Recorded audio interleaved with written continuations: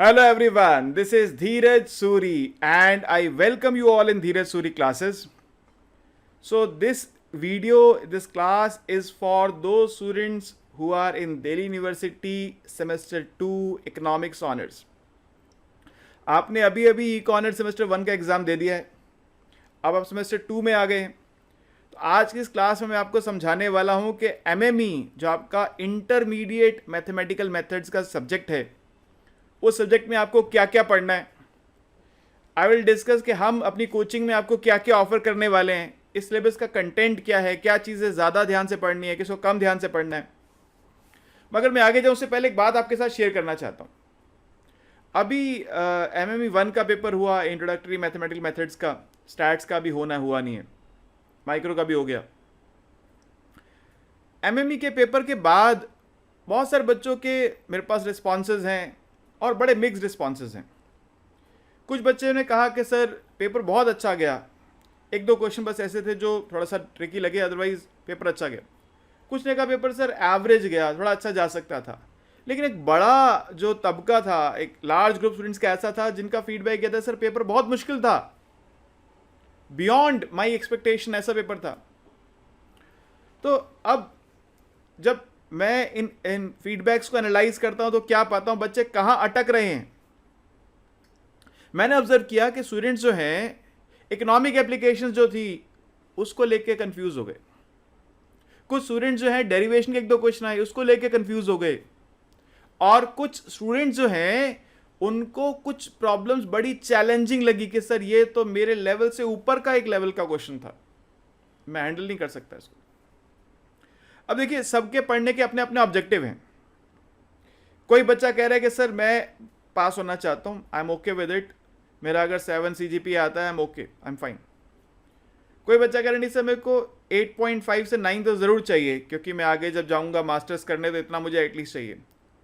और कुछ बच्चे ऐसे भी हैं जो कह रहे हैं सर मैं 10 CGPA चाहता हूँ, मैं चाहता हूँ मेरे 10 on 10 आए, मैं 9.5 पे भी सेटिस्फाइड नहीं हूँ। सबकी अपनी अपनी देखिए विषय। अब हमारा काम क्या है एज ए टीचर, हमारा काम यह है कि जब एक नई सिचुएशन सामने आती है उसके लिए हमको एक नया सॉल्यूशन लेके आना, ताकि स्टूडेंट्स को हम लोग एक नया रास्ता दिखा सकें। हमने अपने लेक्चर्स में economic applications, derivations, challenging problems सब कराई हैं। मगर अब मैं ये फीडबैक देके सोचता हूं कि अब मुझे क्या करना चाहिए। अब मुझे करना यह चाहिए कि मैंने इन सिचुएशंस में ये जो टॉपिक्स हैं इनको और डिटेल और क्लासिफिकेशन अलग से करने की जरूरत है। तो हमने क्या किया, हमने अपने लेक्चर्स के अंदर जो यूजुअल, जैसे हम स्टार्टिंग से पढ़ाते हैं, कंसेप्ट पढ़ाते हैं, कंसेप्ट पढ़ाया, कुछ क्वेश्चंस कराए, उसके बाद हमने चीजों को कैटेगराइज कर दिया। क्या कैटेगराइज किया, पहले तो बेसिक क्वेश्चंस करा दिए, उसके बाद जो रीडिंग के बैक क्वेश्चंस हैं वो करवा दिए, उसके बाद जो रीसेंट एग्जामिनेशन के क्वेश्चंस हैं 2017 से लेके 2022 तक। आप कहेंगे सर पेपर तो नया है, मैं भी दिखाऊंगा आपको नया कुछ नहीं है, सब कुछ पुराना ही है, ठीक है, नया कुछ भी नहीं है। तो 2017 से लेके 2022 तक के जो क्वेश्चंस आए हैं वो सब क्वेश्चंस हमने सॉल्व करवा दिए। इसके अलावा over and above these things, इसके अलावा क्या किया, जहां मैंने देखा ज्यादातर बच्चों का जो फीडबैक है, जो कोचिंग पढ़े थे नहीं पढ़े थे, बच्चे बहुत कनेक्टेड रहते हैं कहीं ना कहीं, जैसे कोई डाउट्स पूछ रहा होता है, कोई अदरवाइज कॉल कर रहा होता है, कोई किसी बात को लेके किसी को जिज्ञासा, क्यूरियोसिटी होती है कि सर ये बता दो या वो बता दो। तो जिन बच्चों ने कहा जहां भी कोचिंग पढ़ी या नहीं पढ़ी वो अलग इशू है। जो बच्चों का फीडबैक था कि सर इकोनॉमिक एप्लीकेशंस में मेरे को प्रॉब्लम लगी, तो हमने हर टॉपिक के अंदर, लिटरली हर टॉपिक के अंदर इकोनॉमिक एप्लीकेशंस का एक सेक्शन डाल दिया। इस टॉपिक की ये इकोनॉमिक एप्लीकेशंस है, इस टॉपिक की ये इकोनॉमिक एप्लीकेशंस है, इस टॉपिक की ये इकोनॉमिक एप्लीकेशंस है। उनके आपको क्वेश्चंस करा दिए, मेथड समझा दिया। ये भी ऑनगोइंग प्रोसेस से चल रहा है मामला, ये वाला सिलेबस अभी है, इसलिए मामला ये प्रोसेस अब चल पड़ा है। स्टार्टिंग के 2 चैप्टर के मैं लगा चुका हूं सब कुछ, उसके ग्रेजुअली आगे अब सब चल रहा है। इकोनॉमिक एप्लीकेशंस पहले भी हैं, लेकिन अब हमने उसको क्या किया, अब हमने उसको क्लासिफाई कर दिया कि ये इकोनॉमिक एप्लीकेशंस हैं। आप फोकस्ड होके इकोनॉमिक एप्लीकेशन पे, जिसको लग रहा है कि मेरे को प्रॉब्लम है, वो वाले क्वेश्चंस वीडियो से कर सकता है देख के, या खुद से प्रैक्टिस कर सकता है। दूसरा सेक्शन जो बच्चों को प्रॉब्लम लगा, सर डेरिवेशंस नहीं हो रही। सेमेस्टर 1 में तो डेरिवेशंस थी ही नहीं, इक्का दुक्का ही थी। डेरिवेशन तो यहां आएंगी सेमेस्टर 2 के सब्जेक्ट के अंदर। तो एक एक टॉपिक के अंदर जो डेरिवेशंस हो सकती हैं, सिर्फ आपकी रीडिंग से नहीं, मैथमेटिकल इकोनॉमिक्स की डिफरेंट यूनिवर्सिटीज में बहुत सारी बुक्स चलती हैं। तो जो डेरिवेशंस हमको रेलेवेंट लगी कि ये डेरिवेशन बच्चों को करनी चाहिए, ये उनको आनी चाहिए, ये एग्जाम में आ सकती हैं, हर टॉपिक के अंदर डेरिवेशंस का एक सेक्शन लगा दिया और डेरिवेशन सॉल्व करके दिखा दिया आपको। तीसरा, जो बच्चों ने कहा कि सर कुछ क्वेश्चन बड़े चैलेंजिंग थे, बड़े ट्रिकी थे, एक सेक्शन लगा दिया चैलेंजिंग प्रॉब्लम्स का, हार्डर प्रॉब्लम्स जिसको बोलते हैं। कुछ बच्चे, जो मैं कह रहा हूं 8.5 पे सेटिस्फाइड हैं और कुछ 10 चाहते हैं। तो ये जो चैलेंजिंग प्रॉब्लम्स है ना, ये उन्हीं का डिफरेंस है, 8.5 और 10 वालों का डिफरेंस है। तो आपको हम लोग क्या प्रोवाइड करेंगे, देखो मैं पहले आपको अपनी वेबसाइट पे लेके चलता हूं। ये वेबसाइट है www.primeacademy.in में आपको लेकर चलता हूं। ये इकोनॉमिक्स DU सेमेस्टर 2 मैथ्स, चलिए जी मैथ्स के पेज पे आ जाते हैं। ये सब तो बेसिक इंट्रोडक्शन है सब कुछ। ये लीजिए, ये काम है। आपको क्या मिलेगा जी, हम लोग क्या क्या प्रोवाइड करने वाले हैं आपको। एक तो आपको मिलेंगे वीडियो लेक्चर्स जो यूजुअली मिलते हैं। उसके साथ वीडियो लेक्चर्स में क्या है, पहले हमने, सबसे पहला काम है सर कंसेप्ट सिखाना। तो पहले हम कंसेप्ट कवर करते हैं, जिस टॉपिक को पढ़ा रहे हैं उसका कंसेप्ट पहले डिस्कस किया। उसके बाद कुछ बेसिक क्वेश्चंस करके दिखाए और जो रीडिंग के बैक क्वेश्चंस है वो करके दिखाए। ये सब तो बेसिक काम है, इसमें तो कुछ खास है नहीं। कुछ क्वेश्चन तो ऐसे आपको मिलेंगे रीडिंग के जो कि आप पढ़ेंगे ये तो 7th-8th क्लास के लेवल का क्वेश्चन है, ये मैं क्यों करूं, लेकिन ठीक है। इसके बाद जैसे मैंने को कहा कि जो रीसेंट एग्जामिनेशन क्वेश्चंस हैं प्रीवियस ईयर में जो आ रखे हैं, और मैं रीसेंट उनको मानता हूं 2017 से 2022 के जो क्वेश्चंस आए हैं पिछले 5 साल के, ये क्वेश्चन बहुत रेलेवेंट होते हैं। उसके पुराने जो होते हैं वो ठीक है, कई बार अपनी रेलेवेंस खो देते हैं, वो हमने टेक्स्ट के बीच में लगा रखे हैं, बीच में वीडियोस में, जैसे मैंने कहा स्टार्टिंग में जो हम क्वेश्चंस कराते हैं वहां पे सॉल्व कराएं। लेकिन ये क्वेश्चन, एक एक क्वेश्चन आपको सॉल्व करके दिखाएंगे। इसके साथ न्यूमेरिकल्स तो ऑब्वियसली हैं, मैंने बताया सेक्शन लगाया हमने इकोनॉमिक एप्लीकेशंस।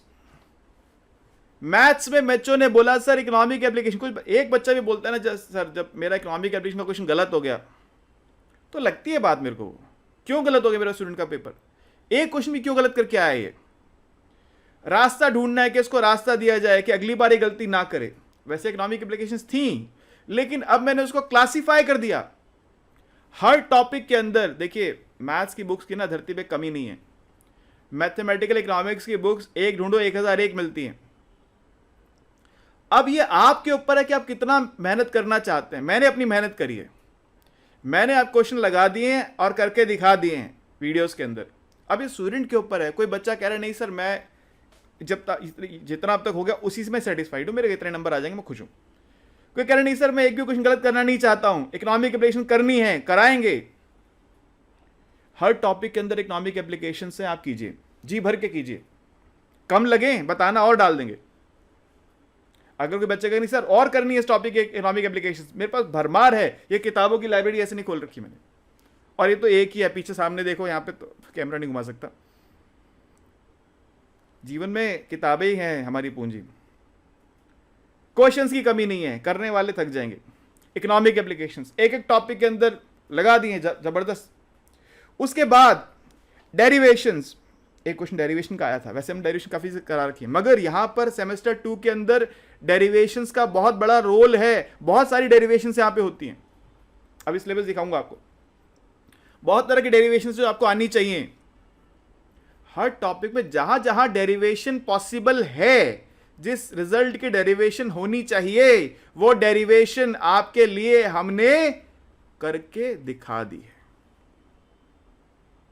इसके बाद कुछ बच्चों ने जो बोला था कि सर कुछ क्वेश्चन मुझे चैलेंजिंग लगे, थोड़े ट्रिकी थे, आउट ऑफ द बॉक्स थे, तो ऐसे आउट ऑफ द बॉक्स के क्वेश्चंस की कलेक्शन करिए हर टॉपिक के अंदर।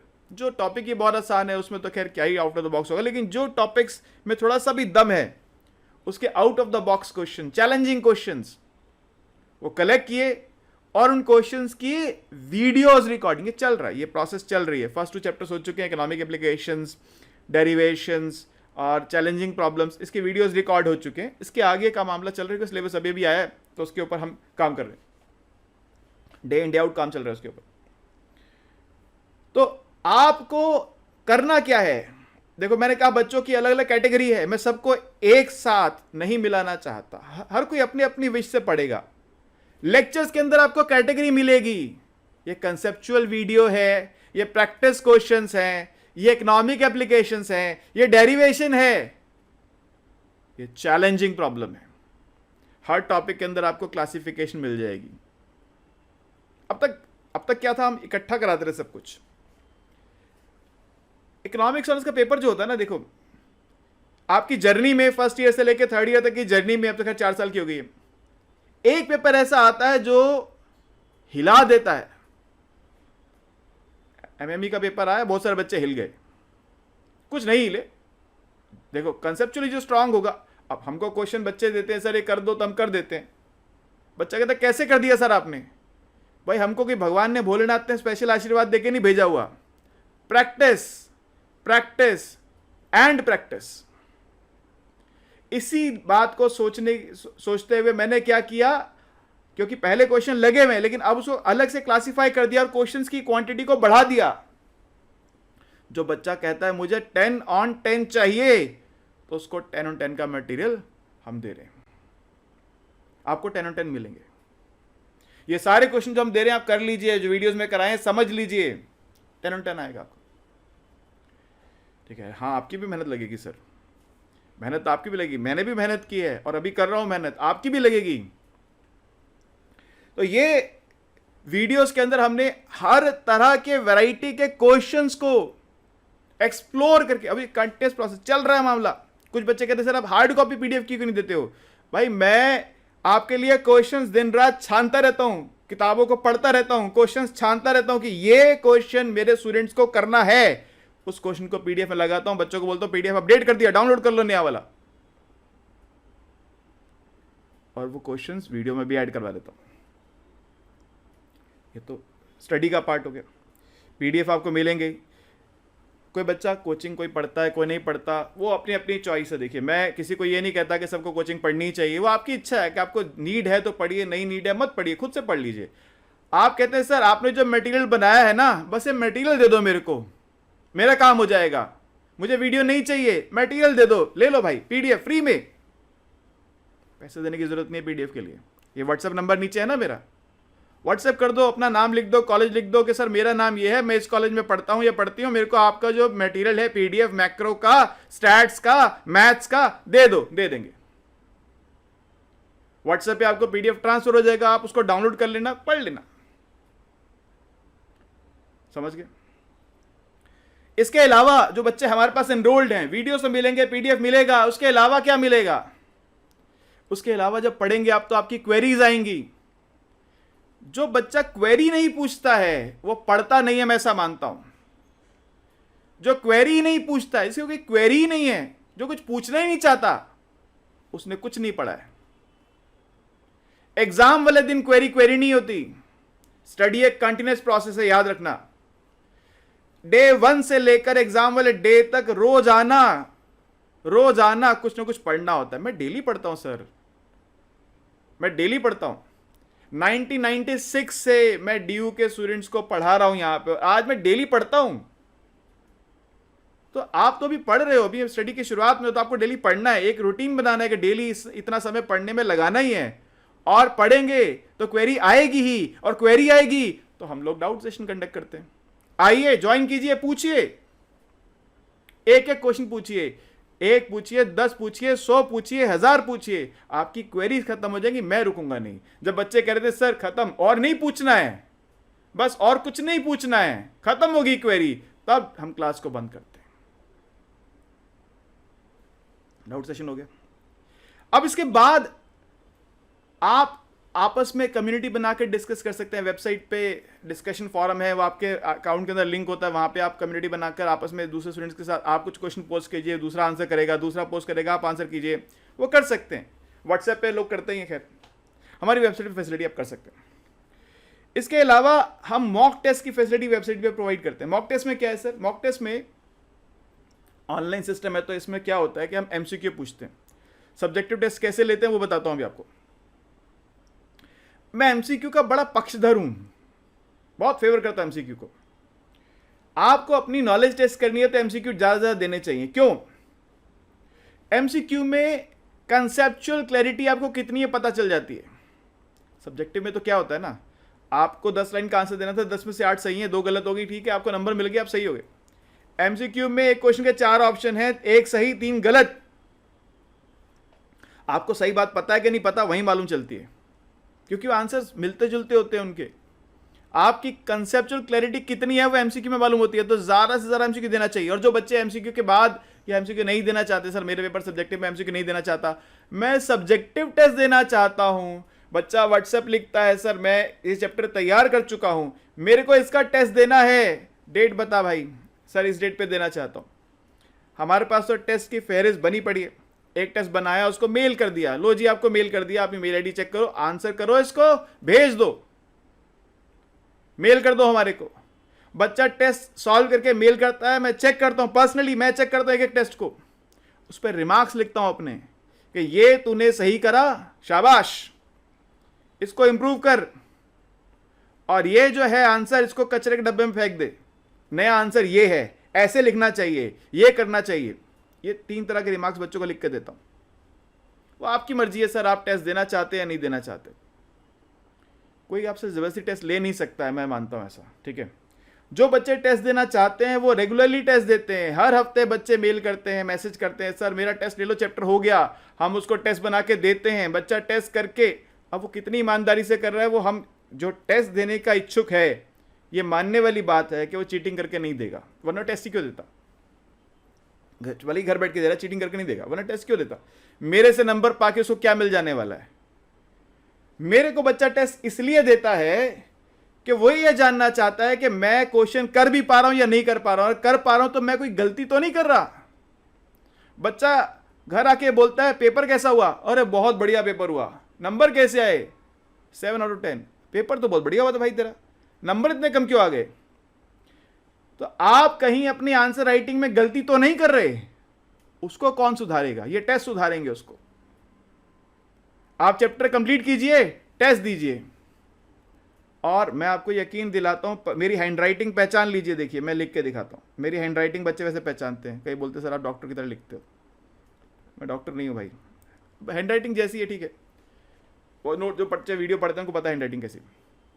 मैं अपने आप पेपर चेक करता हूं, किसी से और से नहीं करवाता। एक एक पेपर चेक करता हूं बच्चे का, चाहे रात को मुझे 2 बज जाए, 3 बज जाए, 4 बज जाए, पेपर चेक करता हूं, उसको रिमार्क्स लिखता हूं, उसको भेजता हूं मेल करके कि ले भाई पढ़, तूने क्या आंसर लिखा है, क्या होना चाहिए था, ठीक है जी। तो आपको क्या क्या फैसिलिटी मिलने वाली है, वीडियो लेक्चर्स मिलेंगे। वीडियो में क्या क्या मिलेगा सर, एक तो कंसेप्ट मिलेंगे, कंसेप्ट के साथ आपको जो क्वेश्चंस हैं, बेसिक क्वेश्चंस हैं, रीडिंग के क्वेश्चंस हैं, वो सब तो अपनी जगह हैं। साथ में जिसको लेकर बच्चों में बहुत जरा अभी कंफ्यूजन हो गया है, अरे भाई economic applications, derivations, challenging problems, जिसको लेकर बच्चे बहुत घबराए हुए हैं, आपको नहीं घबराना पड़ेगा, बस वो वीडियो देखना है आपको, वो जो क्वेश्चन पीडीएफ है वो सॉल्व करने आने चाहिए आपको, आपको कोई रोक नहीं पाएगा एग्जाम के अंदर। और ये बात याद रखना, स्टडी एक कंटिन्यूस प्रोसेस है, डेली बूंद बूंद से घड़ा भरता है, बचपन से सिखाया जाता है आपको, डेली कुछ समय पढ़ने के लिए जरूरी है, डेली कुछ प्रैक्टिस करना, जो पढ़ चुके हैं उसको रिवाइज करना, टेस्ट देना, एमसीक्यू नहीं तो सब्जेक्टिव, डेली कुछ ना कुछ करना, ये जरूरी है, ठीक है। मैं आपको क्या फैसिलिटी देने वाला हूं मैंने आपको बता दिया। अब आज चलते हैं आपके सिलेबस के ऊपर। सिलेबस क्या है जी हमारा, क्या क्या टॉपिक्स हमको पढ़ने। देखिए वैसे तो एक ज़माने से आपकी कॉलेज में रीडिंग लगी हुई है, सिट सिटर एंड हैमंड, ये एक ज़माने से लगी हुई है, एक पूरी जनरेशन पढ़ गई इस किताब को, एक जनरेशन बीत गई पढ़ते पढ़ते ये वाली किताब। इकोनॉमिक्स ऑनर्स एमए में पढ़ते पढ़ते जब बच्चे पढ़ते हैं तो ये किताब पढ़ते हैं। पहले अल्फा सी चैंग भी लगी हुई थी, वो हटवा दी। अब एक नई किताब लेकर आए, नई नहीं, एक बुक पुरानी है, बहुत सारी यूनिवर्सिटीज में लगी हुई है पहले से, और ये है हॉय, लिवरनॉइस, मैकेना, रीस, स्टेंगोस, ये ऑथर्स के नाम है इसके। Mathematics for economics, obviously topic तो वही है, mathematical economics, mathematics for economics, mathematical methods for economics, किसी भी नाम से बुक होगी। ये बुक जो लगाई है ये प्रैक्टिस करने के लिए लगाई, कि क्वेश्चन आप यहाँ से प्रैक्टिस करेंगे अपने, क्योंकि अक्सर एक फीडबैक यूनिवर्सिटी के पास रहता है कि जो सेटर में कुछ क्वेश्चन तो अच्छे हैं, लेकिन स्टार्टिंग के जो क्वेश्चन होते हैं, ज़्यादातर जो 80% क्वेश्चन होते हैं बड़े एवरेज, बिलो एवरेज होते हैं, और आप जो एग्जाम में पूछते हो वो कहीं और से ही पूछ रहे होते हो। हम सेटर पढ़ के जा रहे हैं, आप कुछ और ही पूछे जा रहे हो। तो उसका सॉल्यूशन क्या है, तो हम आपको अपना मटेरियल देते हैं। अब मटेरियल में हमने कुछ चीज़ें और ऐड की, मैं बता चुका आपको।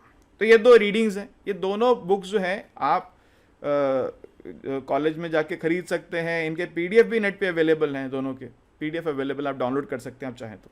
ठीक है, समझ गए इतनी बात। अब देखिए, अब बात करते हैं क्या हमारा सिलेबस क्या है। सिलेबस में 3 यूनिट है। पहली यूनिट जो है वो है लीनियर अलजेब्रा। देखिए ये जो सिलेबस अब है ना, आप कहेंगे सर पेपर तो नया है, ये लीनियर अलजेब्रा सीबीसीएस के आने से पहले 2017 में जो सीबीसीएस आ गया उसके आने से पहले सेकंड सेमेस्टर में ही हुआ करता था लीनियर अलजेब्रा। यूट्यूब पे मेरा वीडियो भी है पुराना वेक्टर्स का, जहां मैं सेमेस्टर 2 इंट्रोड्यूस करा रहा हूँ। देखो सेमेस्टर 2 का सिलेबस क्या है, बहुत पुराना वीडियो है वो। तो वो ये टॉपिक था पहले सेमेस्टर 2 के अंदर, ठीक है, फिर 1 में चला गया और वापस 2 में आ गया। तो बस शफलिंग हुई है थोड़ा सा टॉपिक्स की, यहाँ से वहाँ से यहाँ। तो टॉपिक्स ये पुराने हैं। ये इसके अंदर आपको क्या पढ़ना है, इसके अंदर पढ़ना है आपको वेक्टर्स का इंट्रोडक्शन, वेक्टर्स की geometrical representation, dot product of vectors, line, plane, matrix का इंट्रोडक्शन, मल्टीप्लिकेशन ऑफ मैट्रिसेस। तो ऐसे देखने लगता है कि सर ये सब तो 12th में पढ़कर आए थे, स्कूल में पढ़ रखे हमने, लेकिन यहाँ बहुत कुछ ऐसा सर जो नया है। मैंने आपको फिर से वार्न कर रहा हूँ कि देखिए इसी भूलेखे में बच्चे रह जाते हैं कि तो मुझे आता है। सिंपल डिफरेंशिएशन सेमेस्टर 1 का आता तो था, मैक्सिमा मिनिमा भी आता ही था, इंक्रीजिंग डिक्रीजिंग भी आता था, टेंजेंट भी आता था, रोल्स थ्योरम, एलएमवी सब आता था, एग्जाम में नहीं आता था। वजह यही है कि देखिए यहाँ क्वेश्चंस का लेवल डिफरेंट होता है, तो वो लेवल्स को, उस लेवल के क्वेश्चंस को करना ये इंपॉर्टेंट है। लेकिन मैं फिर भी कहूंगा ये रिलेटिवली आसान है पहला चैप्टर। अभी हमको ये पता है कि ये हमको सिटर और हैमिल्टन का चैप्टर 12 पढ़ना है, और जो हॉय, लिवरनॉइस उसमें से कौन सा चैप्टर, वैसे मैं जानता हूँ, लेकिन फिर भी एक वेट कर रहा हूँ कि ड्यू एक बार प्रेस्क्राइब कर दे कौन कौन चैप्टर्स पढ़ने, फिर मैं यहाँ पे अपडेट कर दूंगा वेबसाइट पर। सेकंड टॉपिक जो हमको पढ़ना है वो है determinants and matrix inversion. Determinants कैसे निकालते हैं, डिटर्मिनेंट्स का ज्योमेट्रिक इंटरप्रिटेशन क्या है, ठीक है, और उसके बाद मैट्रिक्स इन्वर्जन, मैट्रिक्स का इन्वर्स कैसे निकालते हैं, और इसके बाद इंपॉर्टेंट चीज़ क्या है, मैट्रिक्स इन्वर्जन की हेल्प से हम इक्वेशंस कैसे सॉल्व करते हैं, और इकोनॉमिक प्रॉब्लम्स को इक्वेशन फॉर्म में कन्वर्ट करके फिर सॉल्व कैसे करना है। इसके साथ क्रैमर रूल, डिटर्मिनेंट की हेल्प से कैसे इक्वेशन सॉल्व होंगी, क्रैमर रूल क्या है, होमोजेनियस इक्वेशंस क्या होती हैं, ठीक है। और एक टॉपिक ये है, ये हमारा टॉपिक है लियोंटेफ इनपुट आउटपुट मैट्रिक्स। ये जो टॉपिक है सिटर हैमंड के अंदर ये चैप्टर नंबर 12 का पहला टॉपिक है, सबसे पहले यहीं से बात शुरू की है उसने। लेकिन ये लियोंटेफ इनपुट आउटपुट मॉडल समझने के लिए हमको मैट्रिक्स की जानकारी होनी चाहिए, हमको मैट्रिक्स इन्वर्जन भी आना चाहिए, इक्वेशन सॉल्व करनी भी आनी चाहिए। इसलिए मैं वो टॉपिक्स पढ़ाने के बाद यहाँ पे आपको करवा रहा हूँ ये टॉपिक, कि जब तक आपको मैट्रिक्स ही नहीं पता, मैं ऐसा मानता हूँ कि चलिए मैं स्क्रैच से पढ़ाना शुरू करता हूँ। आप मैट्रिक्स 12th का जानते हैं, आपकी इच्छा है, मैं एकदम स्टार्टिंग से पढ़ाना शुरू करूंगा, आपको बेसिक बातें बताऊंगा, फिर एडवांस लेवल पे लेके जाऊंगा। और जब मैं सेटिस्फाइड हूं कि मैं पढ़ा चुका मैट्रिक्स, अब बच्चों को मैट्रिक्स आता है अच्छी तरह से, मैट्रिक्स इन्वर्जन आता है, उसके साथ इक्वेशन सॉल्व करना आता है, तो लियोंटेफ का मॉडल हम लोग यहां पे पढ़ेंगे। इसके बाद अगला चैप्टर जो हमको पढ़ना है वो है further topics in linear algebra. इसमें सबसे इंपॉर्टेंट है ये, अब तक जितने चैप्टर्स के मैंने नाम लिए उनमें से सबसे ज्यादा उलझन बच्चों को इस चैप्टर में ही होगी, लिख लो। तो इसको ध्यान से पढ़ना, इसको ध्यान से पढ़ना। इसमें linear dependence, linear independence, rank, rank की हेल्प से इक्वेशंस का solution, linear dependence of vectors, linear independence of vectors, और इन टॉपिक से कनेक्टेड है रैंक ऑफ मैट्रिक्स, और फिर रैंक ऑफ मैट्रिक्स से इक्वेशन कैसे सॉल्व करते हैं। इसके अलावा आइगन वैल्यूज, आइगन वेक्टर्स, डायगोनलाइजेशन, ये टॉपिक्स आसान है। कैरेक्टरिस्टिक रूट्स, ये टॉपिक्स आसान है, बहुत मुश्किल नहीं है, लेकिन आप पहले से कभी नहीं पढ़े आपने इनको, ये नए टॉपिक्स हैं आपके लिए। और यहाँ पे कुछ डेरिवेशंस भी हैं सर, ध्यान दीजिएगा, यहाँ पे कुछ डेरिवेशंस भी हैं जो आपको ध्यान से पढ़नी है। और इकोनॉमिक एप्लीकेशन सब जगह, आप तो जितने चैप्टर का नाम सब जगह इकोनॉमिक एप्लीकेशंस हैं। मैट्रिक्स मल्टीप्लिकेशन में भी इकोनॉमिक एप्लीकेशंस हैं, वेक्टर्स के डॉट प्रोडक्ट में भी इकोनॉमिक एप्लीकेशंस हैं, इक्वेशन जो सॉल्व करनी है वहाँ तो ऑब्वियसली इकोनॉमिक एप्लीकेशंस हैं ही। रैंक क्राइटेरियन के इक्वेशन के अंदर इकोनॉमिक एप्लीकेशंस हैं, आइगन वैल्यूज, आइगन वेक्टर्स में इकोनॉमिक एप्लीकेशंस हैं। तो इकोनॉमिक एप्लीकेशन सब जगह हैं जो हम लोग आपके साथ डिस्कस कर रहे हैं लेक्चर्स के अंदर। इसके बाद यहां से अगला टॉपिक शुरू होता है, वो है पार्शियल डेरिवेटिव्स। अब तक आपने सिंपल डिफरेंशिएशन पढ़ा है, यहां से आगे नया टॉपिक आ रहा है, वो है पार्शियल डेरिवेटिव्स। पार्शियल डेरिवेटिव्स के अंदर हम पढ़ेंगे फंक्शंस ऑफ सेवरल वेरिएबल्स। अगर मेरे पास एक फंक्शन है z is a function of x y से w, z एक से ज्यादा वेरिएबल्स का फंक्शन है, मतलब now we have more than one independent variables. तो ये जो फंक्शन है जिसमें एक से ज्यादा हमारे पास इंडिपेंडेंट वेरिएबल्स हैं, इस फंक्शन के हम लेवल कर्व कैसे बनाते हैं, इसका डेरिवेटिव कैसे निकालते हैं, ऐसे फंक्शन को हम इसकी टेंजेंट प्लेन कैसे फाइंड आउट करते हैं, बहुत तरह की चीजें यहाँ पे जो आपको पढ़नी है, ठीक है। और इस टॉपिक को हम लोग पढ़ रहे हैं, आपकी जो रीडिंग है सिटर एंड हैमंड में चैप्टर नंबर 15 में से। टॉपिक्स मैंने लिखे, वैसे आपको अभी नाम बताने से बहुत ज़्यादा कुछ एडवांटेज नहीं है, आप चाहें तो नाम यहाँ से मैंने सब लिखे हुए, कौन कौन से टॉपिक्स आपको पढ़ने लिखे हुए। ये टॉपिक में भी आपको बहुत जगह पे डेरिवेशन पढ़नी पड़ेंगी, बहुत सारी डेरिवेशन जो आपको आनी चाहिए इस टॉपिक के अंदर भी। इसके अलावा इकोनॉमिक एप्लीकेशन तो भरमार है यहाँ पे। इकोनॉमिक आपको लगेगा ये टॉपिक्स पढ़ते हुए, ये जब टॉपिक्स यहाँ से आगे पढ़ने वाले हैं यूनिट 2 और यूनिट 3, आपको लगेगा माइक्रो पढ़ रहे हो कि मैथ्स पढ़ रहे हो। इकोनॉमिक एप्लीकेशन हर जगह पे हैं, जगह जगह पे हैं, बहुत तरह की economic, wide variety of economic applications हैं जो हमको पढ़नी है, बहुत सारी इकोनॉमिक प्रॉब्लम्स। ये जो टॉपिक अब यहाँ पढ़ने वाले, यही आगे जाके सेमेस्टर 3 में माइक्रो के अंदर पढ़ने होते हैं। बस डिफरेंस क्या है, यहाँ पर आपको कैलकुलेशन पार्ट पे ज़्यादा फोकस करना है, वहाँ पे इंटरप्रिटेशन और उसके एनालिसिस के पार्ट पे ज़्यादा फोकस करना होता है। फर्क इसी बात का, अदरवाइज यही टॉपिक वहाँ भी पढ़ने हैं आपको। तो इकोनॉमिक एप्लीकेशन बहुत हैं, डेरिवेशंस भी बहुत है यहाँ पर। इसके बाद जो टॉपिक है वो होता है कंपैरेटिव स्टैटिक्स। कंपैरेटिव स्टैटिक्स में हम क्या पढ़ते हैं कि किसी चेंज के होने से पहले और चेंज के हो जाने के बाद क्या फर्क हुआ। पार्शियल डेरिवेटिव्स की हेल्प से हम ये जो टॉपिक है बहुत डिटेल में इसको हम एनालाइज करते हैं। और यकीन जान लीजिए ये वो चैप्टर है जो आपके पूरे सिलेबस की जर्नी में सबसे ज्यादा जो बच्चों को परेशान करता है, सबसे ज्यादा जहां फोकस की जरूरत है एग्जामिनेशन में, सबसे ज्यादा जिसमें से मुश्किल क्वेश्चन आपको सामने प्रेजेंट होंगे, यही वो टॉपिक है, यही वो चैप्टर है कंपैरेटिव स्टैटिक्स। याद रख लीजिए इसका नाम, इसको हिट लिस्ट में इसका नाम रख लीजिए, दुश्मन नंबर 1 है ये, इसको धराशायी करना है, हराना है इसको। बहुत वैरायटी के क्वेश्चंस इसके करने हैं हमने, लेक्चर्स में आपको मिलेंगे। मगर याद रखिएगा ये वो टॉपिक है जिसके अंदर आपको बहुत फोकस से, बहुत डिटर्मिनेशन से, बहुत मेहनत से एफर्ट डालना है। एग्जामिनेशन में ये वो टॉपिक है जो बच्चों को अक्सर परेशान करता है।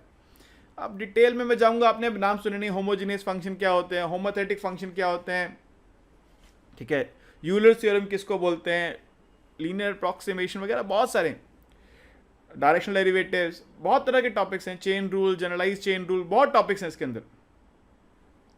और आप देख रहे हैं यहाँ पे लेक्चर्स हमने अभी तक जो है मोर देन 900 मिनट्स, आपने ऊपर देखा है किसी में इतने मिनट्स नहीं है, एट प्रेजेंट इसमें मोर देन 900 मिनट्स के लेक्चर हैं। और अभी जब इसमें मैं और इकोनॉमिक एप्लीकेशंस और डेरिवेशंस और चैलेंजिंग प्रॉब्लम्स ऐड करूंगा तो ये 1500 मिनट पे चला जाएगा, हो सकता है 1200 पे जाएगा जरूर।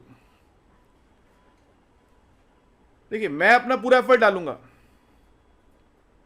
मैं ये चाहता हूं कि एक एक बच्चे को हर तरह का क्वेश्चन आना ही चाहिए।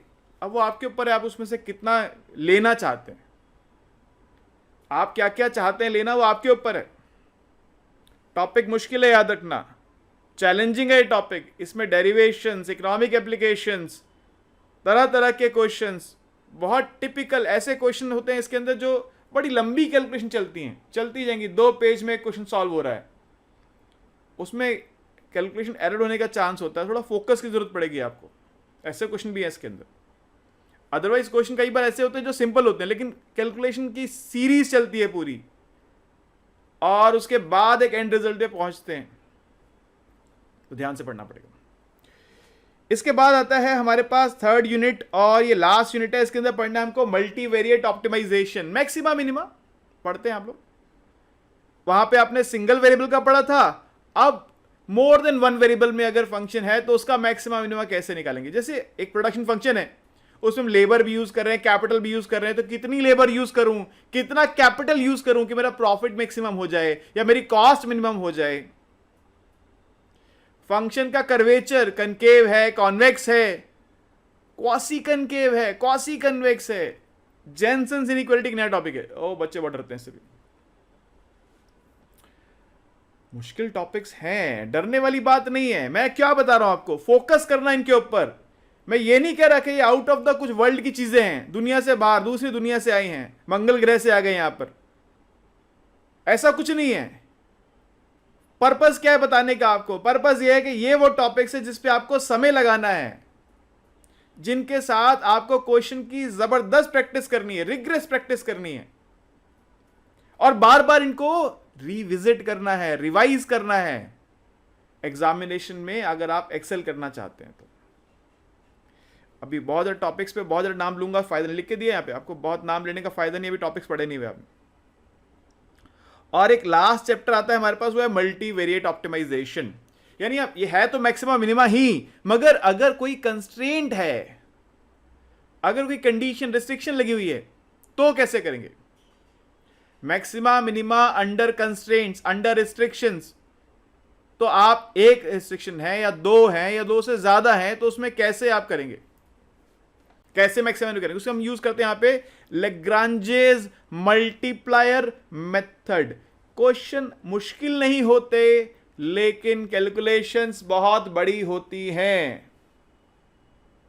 इकोनॉमिक एप्लीकेशंस की कतार है यहां पर। भाई एक फर्म से पूछो कितना प्रॉफिट कमाना चाहते हो, ज्यादा, कितना ज्यादा, बहुत ज्यादा, बहुत ज्यादा मतलब कितना, क्वांटिफाई करो। कमाना तो वो चाहते हैं पूरी धरती आसमान, लेकिन कमा पाते हैं जरा सा प्रॉफिट, क्यों, क्योंकि लेबर लिमिटेड है, कैपिटल लिमिटेड है, रिसोर्सेज लिमिटेड है, तो कंस्ट्रेंट्स हैं। उन कंस्ट्रेंट्स के अंदर रहते हुए प्रॉफिट को कैसे मैक्सिमाइज किया जा सकता है, कैसे पता लगाएंगे, लेग्रांजे मल्टीप्लायर से। इस चैप्टर के अंदर कॉस्ट कैसे मिनिमाइज करनी, प्रोडक्शन को ज्यादा करना है, कॉस्ट कम रखनी है, लेग्रांजे मल्टीप्लायर से। सेल्स ऑप्टिमाइज करनी है, कैसे करेंगे सेल्स ऑप्टिमाइज, प्रोडक्ट लिमिटेड है मेरे पास लेकिन सेल ज्यादा करना चाहता हूं, लेग्रांजे मल्टीप्लायर से। तो बहुत तरह की वैरायटी ऑफ इकोनॉमिक एप्लीकेशंस है जो आपको यहां पे पढ़नी है, ठीक है। तो तैयार हो जाइए, ये सब्जेक्ट जो है एक रोलर कोस्टर राइड की तरह है, बहुत बहुत बहुत मजा भी आएगा आपको पढ़ने में, मेहनत भी लगेगी, और एंड में इसको पढ़ लेने के बाद आपकी जो क्वालिटी होगी इकोनॉमिक्स के अंदर, उसमें गजब का इंप्रूवमेंट आएगा, माइल्स अहेड पाएंगे अपने आप को आप। आज जहां खड़े हैं सेमेस्टर 2 के स्टार्टिंग में, और जब सेमेस्टर 2 के एंड में पहुंचेंगे और आपने सब्जेक्ट को डिटेल में पढ़ लिया, आप माइल्स अहेड होंगे। और मुझे एक बच्चे ने कल बोला था पेपर खत्म होने के बाद, उसने मुझे क्या बोला मैं आपको बताता हूं। उसने बोला सर मैथ्स का पेपर ऐसा आ गया, मेरे कॉलेज के प्रोफेसर ने कहा कि मैं भी सॉल्व नहीं कर सकता आधे क्वेश्चन। तो मैं आपको आज बात की गारंटी देता हूं, ये सब्जेक्ट पढ़ने के बाद हिंदुस्तान की यूनिवर्सिटीज में जो प्रोफेसर पढ़ा रहे हैं उनसे ज्यादा काबिलियत आपके अंदर होगी। बहुत सारी यूनिवर्सिटीज में प्रोफेसर पढ़ाते हैं जिनको मैथ्स के क्वेश्चन करने नहीं आते, इकोनॉमिक्स पढ़ाते हैं, मैथमेटिकल क्वेश्चन करने नहीं आते होते। बहुत सारे टीचर हमसे लेक्चर लेके खरीद के पढ़ते हैं।